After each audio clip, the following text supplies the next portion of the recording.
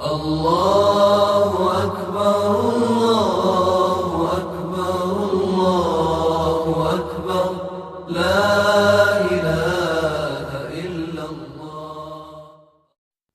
بسم اللہ الرحمن الرحیم۔ السلام علیکم۔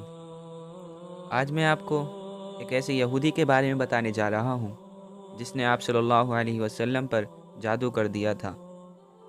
ویڈیو شروع کرنے سے پہلے میں آپ سے درخواست کرنا چاہتا ہوں کہ اگر اب تک آپ نے ہمارے چینل لسن دا اسلام کو سبسکرائب نہیں کیا ہے تو ضرور اسے سبسکرائب کر لیں تاکہ آگے آنے والی ویڈیو آپ تک سب سے پہلے پہنچے۔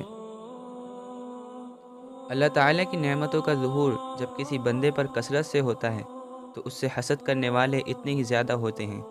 تمام بندگان خدا میں سرکار دو عالم صلی اللہ علیہ وسلم سب سے زیادہ اللہ تعالیٰ کی نعمتوں سے سرفراز ہوئے تھے۔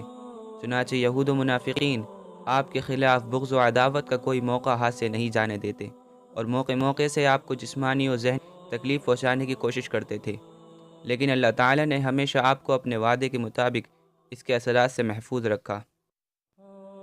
آج رحمت عالم صلی اللہ علیہ وسلم کا شان نبوت میں حسب معمول تشریف فرماتے تھے، لیکن طبیعت کچھ بوجھل سی تھی۔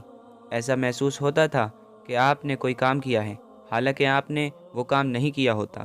دراصل حدیبیہ سے واپسی پر قبیلہ بنی زریق کے لبید بن عاصم نامی ایک بدبخت منافق یہودی نے آپ پر سحر یعنی جادو کر دیا تھا، جس کا ہلکا سا اثر آپ کی طبیعت پر ظاہر ہو گیا تھا۔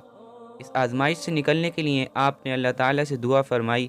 رب کریم نے آپ کی دعا قبول فرمائی اور اس کیفیت کی حقیقت سے آپ کو آگاہ کر دیا۔ آپ جب آرام فرما رہے تھے تو خواب میں دو فرشتے انسانوں کی شکل میں آئے اور وہ دونوں آپ کے سرہانے اور پاؤں کے پاس بیٹھ گئے اور آپس میں ایک دوسرے سے پوچھنے لگے کہ اس شخص کو کیا بیماری ہے۔ دوسرے نے کہا ان پر جادو کا اثر ہو گیا ہے۔ پہلے نے سوال کیا کہ آخر کس نے جادو کیا ہے؟ دوسرے نے جواب دیا لبید بن عاصم نے۔ پوچھا کس چیز کے ذریعے جادو کیا گیا ہے؟ کہا کنگھی، بالوں اور کھجور کے خوشے کے پوست میں، یعنی جس میں کھجور پیدا ہوتی ہیں اس کے غلاف میں۔ پہلے نے پوچھا یہ سب سامان کہاں رکھا ہوا ہے؟ اس نے کہا ذروان کے کنویں میں، یعنی مدینہ منورہ میں بنی زریق کے باغ میں۔ خواب میں فرشتوں کی اس گفتگو کو سننے کے بعد آپ بیدار ہوئے اور ذروان کے کنویں پر چلے گئے اور مذکورہ اشیاء کو وہاں سے نکالا۔ واپس آ کر عائشہ صدیقہ سے فرمایا اس کنویں میں شیطانوں کے سر کے مانند ڈراؤنے درخت ہیں۔ یہ سن کر عائشہ صدیقہ نے پوچھا پھر آپ نے اس شخص کے متعلق جس نے یہ حرکت کی ہے لوگوں کو بتایا کیوں نہیں؟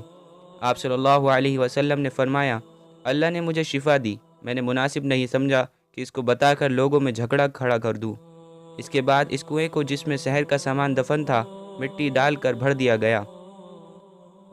اس موقع پر اللہ تعالی نے آپ پر سورہ معوذ 3 یعنی سورہ فلق، سورہ ناس نازل فرمائی۔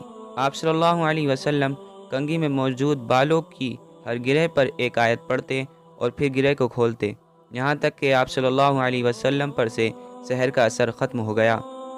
امید ہے کہ آپ کو ویڈیو پسند آئی ہوگی۔